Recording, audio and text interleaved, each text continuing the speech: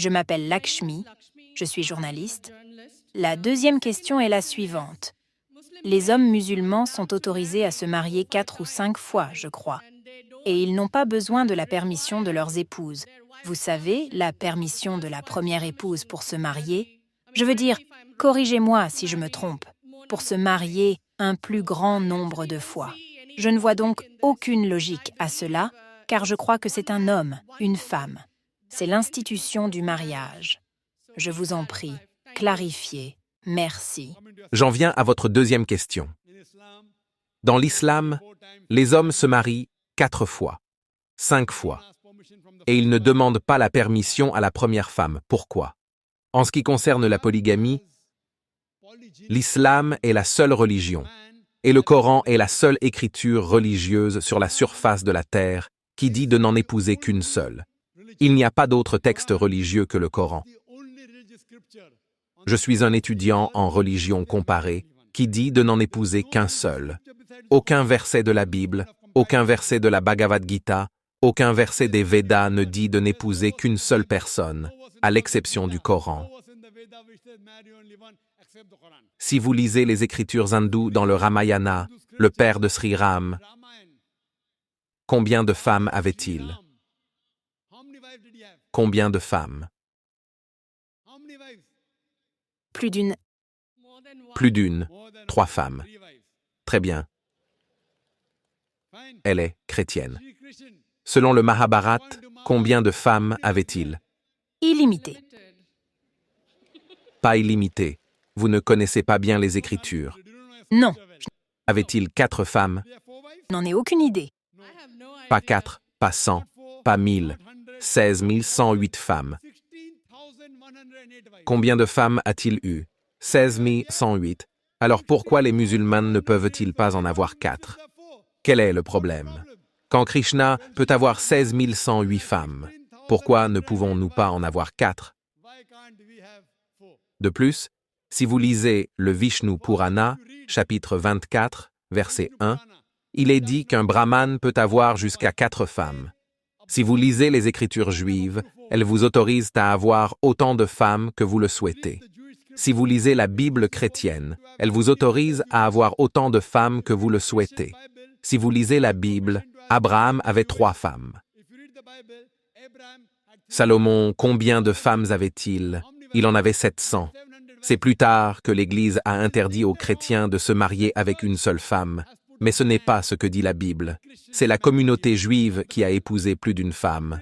C'est en 1950 que le grand rabbin a fait passer un signoïde stipulant que les Juifs ne devaient se marier qu'avec une seule femme. C'est donc le rabbin, et non les Écritures juives, qui est en cause.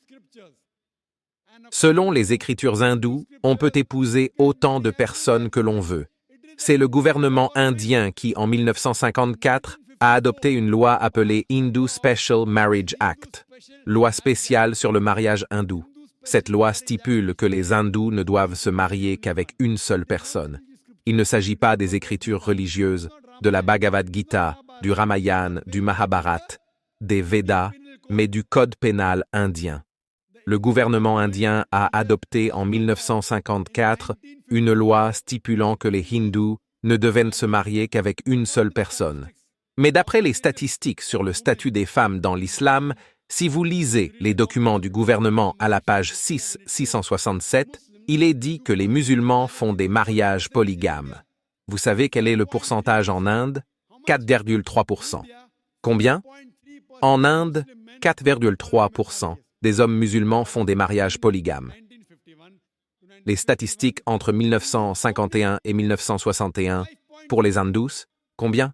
5,7% de plus que les musulmans en Inde.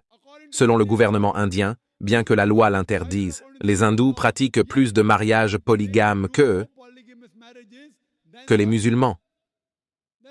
Pourquoi? Analysons maintenant ce que dit le Coran.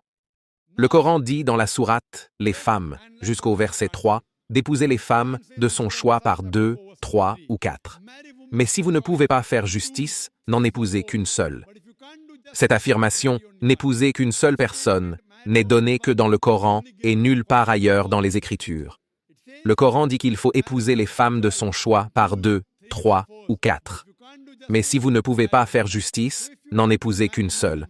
Si vous voulez épouser plus d'une femme, l'un des critères du Coran est que vous fassiez preuve de justice. Si vous ne pouvez pas être juste, vous ne devez en épouser qu'une seule.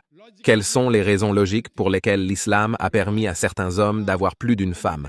De nombreux non-musulmans pensent qu'il est obligatoire pour un musulman d'avoir plus d'une femme, d'avoir plus d'une épouse. Ce n'est pas obligatoire. C'est facultatif. Ce n'est pas obligatoire. Combien d'hommes musulmans connaissez-vous qui ont plus d'une femme? Combien en connaissez-vous, ma sœur? Combien en connaissez-vous? Combien? Environ 3.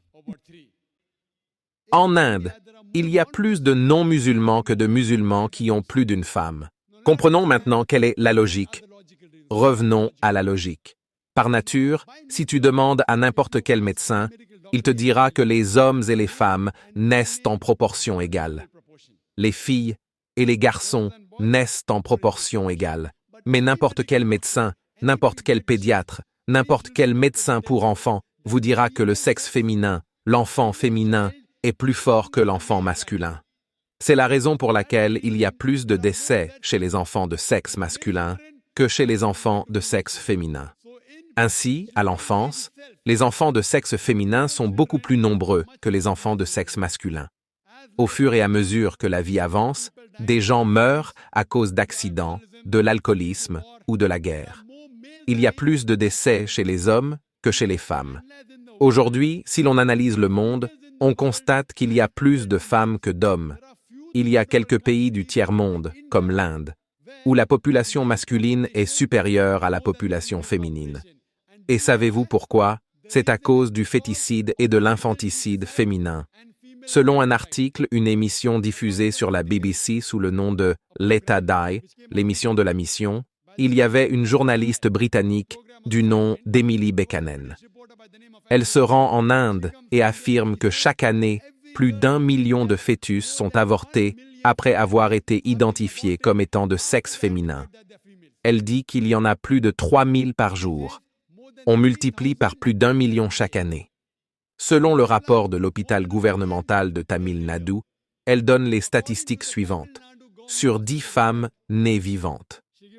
Savez-vous combien d'entre elles sont mises à mort? 4. Ma sœur, savez-vous que le Tamil Nadu, votre État bien-aimé, selon les statistiques du gouvernement, sur 10 femmes nées vivantes dans l'hôpital gouvernemental, 4 sont mises à mort. Il y a des panneaux d'affichage au Rajasthan et ici qui disent que si l'on dépense 500 roupies, on économise 500 000 roupies. Vous savez ce que cela signifie? Dépensez 500 roupies, faites une échographie, une amniocenthèse, et si l'enfant que vous portez est une femme avorteuse, vous économiserez 500 000 roupies.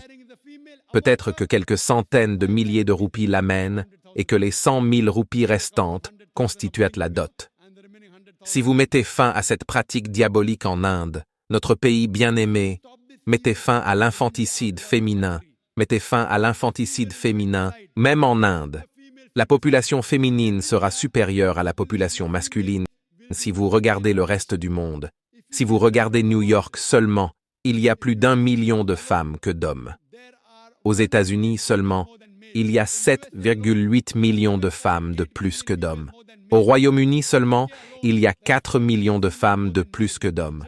En Allemagne seulement, il y a 5 millions de femmes de plus que d'hommes. En Russie seulement, il y a 9 millions de femmes de plus que d'hommes. Et Dieu seul sait combien de millions de femmes de plus que d'hommes dans le monde. Supposons que je sois d'accord avec votre philosophie. Vous avez dit un homme, une femme. Si je suis d'accord avec votre sœur, avec votre philosophie, un homme, une femme, et supposons que ma sœur se trouve être en Amérique ou que votre sœur se trouve vivre en Amérique, et supposons que le marché soit saturé, un homme, une femme, et qu'il y ait 7,8 millions de femmes qui ne trouveront pas de partenaire pour la vie, un homme, une femme. Vous dites, Dr Zakir Naik, propriété publique? Un mot si dur, ma sœur. c'est le mot le plus sophistiqué que je puisse utiliser. Je ne peux pas utiliser le mot le plus sophistiqué que propriété publique selon les types d'Amérique. Savez-vous qu'en moyenne, un homme, avant de s'installer avec une femme, a 8 partenaires sexuels différentes? Certains peuvent avoir 1, certains peuvent avoir 10, certains peuvent avoir 28 partenaires sexuels avant de s'installer avec une seule. Donc la seule option qui reste, c'est que si ma sœur vit en Amérique, ou si votre sœur vit en Amérique, et que l'option lui est donnée, et que le marché est saturé, tous les hommes ont trouvé une femme pour eux. Et malheureusement, ma sœur ou si votre sœur vit en Amérique, vous êtes l'une de ces femmes. Vous, une des femmes qui n'a pas trouvé de partenaire de vie. La seule option qui s'offre à elle est d'épouser un homme qui a déjà une femme ou de devenir une propriété publique. Toute femme modeste opterait pour la première solution. Ma sœur, que choisirais-tu pour ta sœur? Épouser un homme qui a déjà une femme ou devenir une propriété publique? Ma sœur est trop jeune pour se marier. Quand elle sera grande et si elle va en Amérique ou si vous êtes en Amérique? C'est à elle de choisir. Que préférez-vous pour elle? Vous êtes la sœur aînée. Préférerais-tu qu'elle devienne une propriété publique ou qu'elle épouse un homme qui a déjà une femme et qu'elle obtienne les mêmes droits? Dans l'islam, si vous avez une deuxième femme, vous avez les mêmes droits. En Amérique, la propriété publique n'a aucun droit. Elle est dégradée, déshonorée. En islam, elle a les mêmes droits. Elle est honorée. Que préférez-vous pour votre petite sœur quand elle sera grande? Il est parfois difficile de dire la vérité, n'est-ce pas? Surtout devant un public aussi nombreux. Quoi qu'il en soit, j'ai votre réponse, ma sœur. Je vous remercie. Et votre silence en témoigne. C'est donc pour protéger la femme, et non pour la dégrader, que l'islam permet aux hommes d'épouser plus d'une femme. À propos d'une question, est-il obligatoire que le mari demande la permission à sa femme? Ce n'est pas obligatoire parce que si elle veut protéger, si cet homme veut protéger une autre femme. Une femme normale, je suis d'accord avec vous, aucune femme dans des circonstances normales n'aimerait partager son mari. Il faut être d'accord. C'est la nature humaine. Mais si la femme est une bonne musulmane, ce qu'elle dit, c'est de laisser une petite perte se produire pour éviter une grande perte. Elle dira, « Je sais que partager mon mari est une perte pour moi, mais je préférerais qu'il y ait une petite perte pour moi afin d'éviter que ma sœur ne devienne une propriété publique. » C'est un bon être humain. Donc, elle donnerait sûrement la permission au mari d'épouser une deuxième femme, si elle est une bonne musulmane. Mais demander la permission n'est pas une obligation, c'est préférable. Mais il faut au moins informer le mari pour qu'il rende justice aux deux femmes. J'espère avoir répondu à votre question, ma sœur. J'espère que cela répond à votre question, ma sœur.